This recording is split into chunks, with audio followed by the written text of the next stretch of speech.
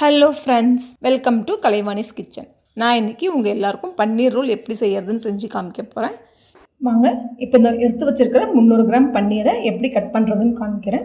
இப்போ இந்த பன்னீரை இந்த மாதிரி நம்ம கடையில் வாங்குறது இருக்கும் இல்லைங்களா, இதை பாதியாக அப்படி கட் பண்ணிக்கோங்க. பாதியாக கட் பண்ணிவிட்டு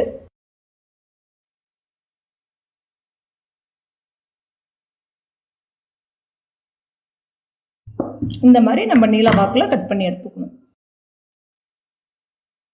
எல்லாம் ஒரே சைஸில் இருக்கிற மாதிரி கட் பண்ணிக்கோங்க.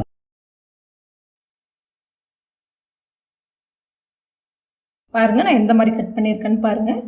இந்த மாதிரி நீல வாக்கில் கட் பண்ணி எடுத்துக்கணும். இப்போ இதில் 300 கிராமுக்கு 20 ஸ்லைஸ் கட் பண்ணியிருக்கேன் நான். இப்போ நம்ம இதுக்கு மசாலா எப்படி ரெடி பண்ணுறதுன்னு பார்க்கலாம். நான் இப்போ ஒரு 4 டேபிள் ஸ்பூன் தயிர், கொஞ்சம் நல்லா கட்டி தயிராக மிக்சியில் அடித்து எடுத்திருக்கேன். அதுக்காக ரொம்ப கட்டியாக இருக்கணுன்ற அவசியம் இல்லை. ஏன்னா இப்போ நம்ம இந்த போடுற இந்த மசாலாலாம் மிக்ஸ் பண்ணணும். நம்ம அதில் 1.5 டேபிள் ஸ்பூன் மிளகாத்தூள், 1 டீஸ்பூன் கரம் மசாலா, 1 டீஸ்பூன் உப்பு சேர்த்துக்கோங்க, 1 டேபிள் ஸ்பூன் இஞ்சி பூண்டு பேஸ்ட் சேர்த்து இது எல்லாத்தையும் நல்லா இந்த மாதிரி பிளெண்ட் பண்ணிக்கணும். இப்போ பாருங்கள், இந்த மாதிரி கன்சிஸ்டன்சியில் இருக்கணும். நான் இன்றைக்கி வீட் பிரெட்ஸ் தான் எடுத்திருக்கேன். நான் அந்த ஓரம்லாம் எதையும் வேஸ்ட் பண்ணாமல் மிக்ஸி ஜாரில் பிச்சு போட்டு நல்லா பொடி பண்ணி கொண்டு வந்திருக்கேன். இப்போ நம்ம இந்த பன்னீர் துண்டுகளை இதில் இப்படி நல்லா போட்டு மிக்ஸ் பண்ணி எடுத்து வச்சுக்கலாம். நல்லா ஈவனாக மிக்ஸ் பண்ணுற மாதிரி பார்த்துக்குவோம். நம்ம இந்த மாதிரி தயிர் சேர்த்து மசாலா மிக்ஸ் பண்ணும்போது அந்த மசாலா பன்னீரில் நல்லா ஊறும். ஒரு 15 நிமிஷம் இதை அப்படியே ஊற வைங்க. மைதா 4 டேபிள் ஸ்பூன் தண்ணி சேர்த்து மிக்ஸ் பண்ணிக்கலாம்.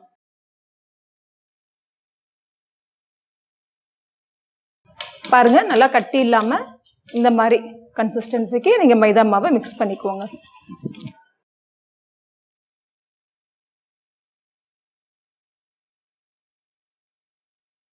இப்போ இந்த பன்னீர் ரோலை எடுத்து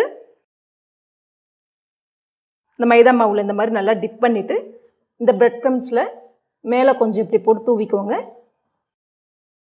இந்த மாதிரி கொஞ்சம் கொஞ்சமாக பிரெட் க்ரம்ஸ் போட்டு உருட்டி வச்சுக்கோங்க. இல்லைனா அது எல்லாமே அப்படியே கட்டி ஆகிடும். இப்போ இந்த பன்னீர் ரோல்ஸ் எல்லாமே நம்ம உருட்டி ரெடி பண்ணிட்டோம். இதை ஒரு மூடி போட்டு மூடி 1/2 அன் ஹவர் ஃப்ரிட்ஜில் வச்சுருங்க. 1/2 அன் ஹவருக்கு எடுத்து நம்ம எப்படி அதை பொரிக்கணும்னு பார்க்கலாம். இப்போ நம்ம பொரிக்கிறதுக்கு தேவையான அளவு எண்ணெய் ஊற்றிக்கலாம்.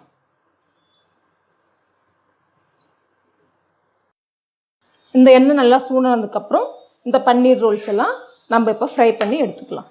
இப்போ எண்ணெய் நல்லா சூடாயிடுச்சு ஃப்ரெண்ட்ஸ். இதுக்கு நல்லா எண்ணெய் சூடாயிடணும். சூடானதுக்கப்புறமா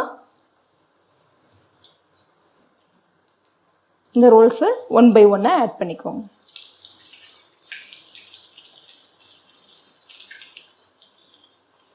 ஒரு டைமில் ஒரு 4 இல்லை 5 போட்டுக்கோங்க. ரொம்ப போட்டு ஓவர் க்ரௌடிங் பண்ணிடக்கூடாது. போடும்போது மட்டும் ஒரு 1 மினிட் ஹை ஃப்ளேமில் வச்சு போடுங்க. அதுக்கப்புறமா ஃப்ளேமை மீடியமில் வச்சுக்கோங்க.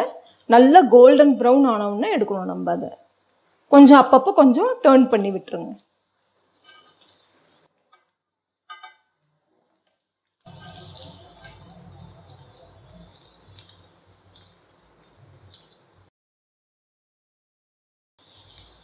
பாருங்கள், இப்போ நல்லா ஃப்ரை ஆயிடுச்சு. இந்த மாதிரி நல்ல கலர் வரும்போது நம்ம எடுத்துடணும்.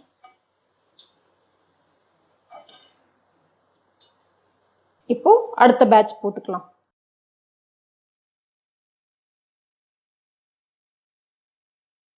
இந்த மாதிரி நல்லா கோல்டன் ப்ரௌன் வர வரைக்கும் ஃப்ரை பண்ணி எடுத்துக்கணும்.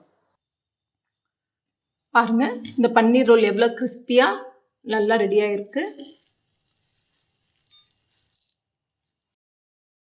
ஓகே ஃப்ரெண்ட்ஸ், நம்மளோட hot and crispy paneer rolls அருமையாக ரெடி ஆகிடுச்சு. இது நீங்கள் ஃபஸ்ட் நாளே நம்ம ஃப்ரிட்ஜில் அந்த உருட்டுற வரைக்கும் ரெடி பண்ணி வச்சுட்டு கூட அடுத்த நாள் எடுத்து ஃப்ரை பண்ணிக்கலாம். கிட்ஸோட பர்த்டே பார்ட்டிக்கலாம் இந்த மாதிரி நீங்கள் ஃபஸ்ட் டேவே இதை ரெடி பண்ணி வச்சுக்கலாம். நீங்களும் இதெல்லாம் ட்ரை பண்ணி பார்த்துட்டு உங்களோட வியூஸை என் கூட ஷேர் பண்ணிக்கோங்க. என்னோடய வீடியோவை லைக் பண்ணுங்கள், ஷேர் பண்ணுங்கள், சேனலை மறக்காமல் சப்ஸ்கிரைப் பண்ணுங்கள். மீண்டும் இன்னொரு இன்ட்ரெஸ்டிங் ரெசிபியோடு நான் உங்களை சந்திக்கிறேன்.